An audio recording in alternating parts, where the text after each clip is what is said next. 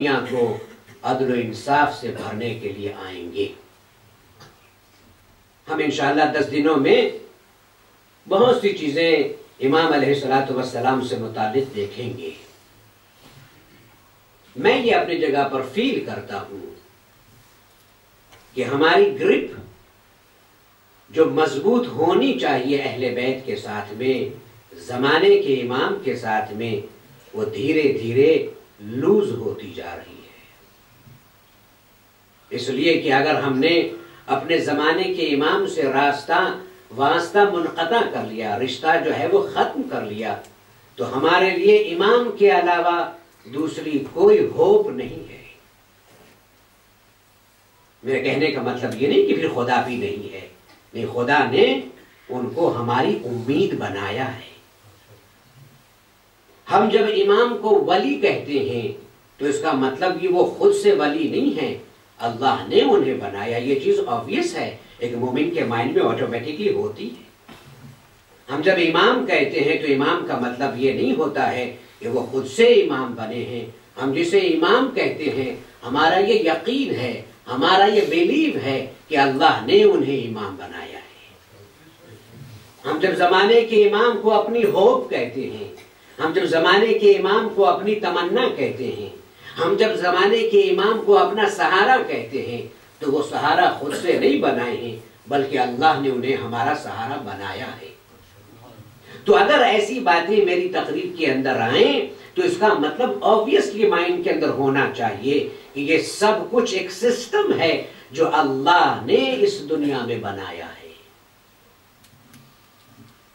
ہم اپنی ماں کو پیدا کرنے والا مانتے ہیں، ہم اپنی ماں کو جنم دینے والا مانتے ہیں، یقین رکھتے ہیں کہ ہم کو ہماری ماں نے جنم دیا ہے، تو اس کا مطلب یہ نہیں ہوتا ہے کہ ہم خدا کو نہیں مانتے ہیں۔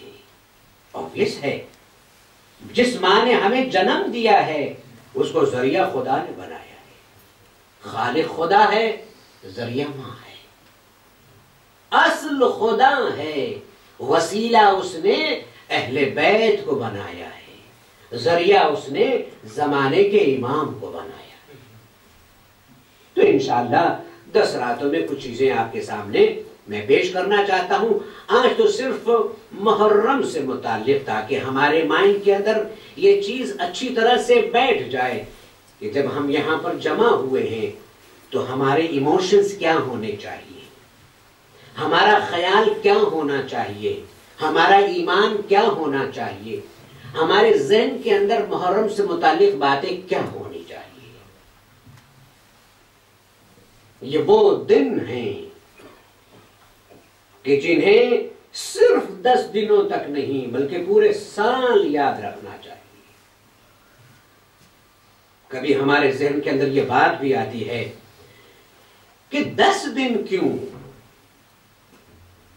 قربانی تو صرف 1 دن ہوئی ہے، وہ بھی 10 محرم الحرام کو، تو پھر پہلی محرم سے 10 محرم تک جو ہے وہ ہم کومیموریٹ کیوں کرتے ہیں؟ ہم کیوں عزا مناتے ہیں؟ ہم کیوں غم کرتے ہیں؟ ہم کیوں ماتم کرتے ہیں؟ صرف 1 ہی دن کیوں نہیں؟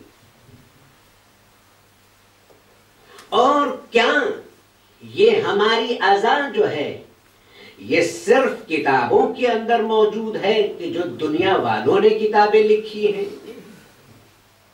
یہ اس کتاب کے اندر بھی یہ کومیموریشن ہے، اس کتاب کے اندر بھی یہ عزاداری ہے، اس کتاب کے اندر بھی یہ غم سے بھرے ہوئے دن بیان کیے گئے ہیں کہ جو اللہ کی کتاب ہے۔ اس لیے کہ ساری کتابیں اپنی جگہ پر ہیں، ان کے بارے میں یہ نہیں کہا جا سکتا ہے کہ اس میں جو کچھ ہے وہ 100% رائٹ ہے، لیکن اللہ کی کتاب میں یہ ہمارا یقین ہے اور ایمان ہے، جو کچھ ہے اللہ کی کتاب میں سب رائٹ ہے۔ اس لیے کہ یہ کسی خطاکار کے لکھی ہوئی نہیں ہے، یہ کسی جاہل کی لکھی ہوئی نہیں ہے، بلکہ یہ اس کی بھیجی ہوئی کتاب ہے جو عالم بھی ہے، جو خبیر بھی ہے، جس کا علم ذاتی ہے، خود ایبسولوٹ نالج ہے وہ۔ تو اگر کبھی کبھی یہ باتیں ہمارے ذہن کے اندر آئیں تو ہمیں اس کے بارے میں بھی سوچنا چاہیے۔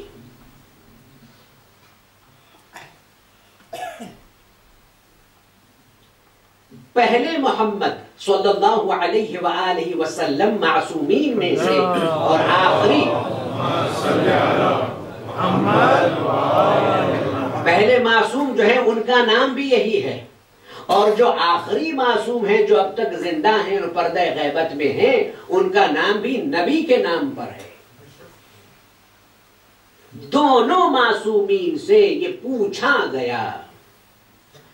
سورہ مریم کے بگننگ میں جو حروف مقطعات ہیں ان کے بارے میں پوچھا گیا کہ یہ جو سورہ مریم کی شروعات میں ہے اس کی کیا تفسیر ہے، اس کو ذرا سا بیان کریں، اس کی کومنٹری مینشن کریں، ڈیپتھ میں جائیے کہ یہ کیا ہے۔ جو دونوں معصوم نے یہ فرمایا، یعنی پہلے معصوم ہمارے نبی اور آخری معصوم ہمارے زندہ امام نے، دونوں نے اس کی تفسیر میں فرمایا کہ یہ خدا کے رازوں میں سے ایک راز ہے، جو خدا کے اسرار ہیں، جو خدا کے سیکریٹس ہیں، ان میں سے یہ سیکریٹ ہے کہ جو سورہ مریم کے شروع میں بیان کیا گیا ہے، بسم اللہ الرحمن الرحیم، کاف ہا یا عین صاد۔ اور اس کے بعد میں دونوں معصوم سے روایت ہے، آپ نے فرمایا سب سے پہلے اس دنیا میں ایک نبی تھے جنہوں نے اللہ سے ایک دعا فرمائی، وہ جناب زکریا ہیں۔ جناب زکریا نے اللہ سے دعا کی، پروردگارا میں دعا کرتا ہوں، میرے پاس میں وہ ہولی نیمز نہیں ہیں جن سے میں تمہیں پکاروں اور میری دعا فوراً قبول ہو جائے۔ اے پروردگارا مجھے وہ پاکیزہ نیم، پاکیزہ اسماء عطا فرما۔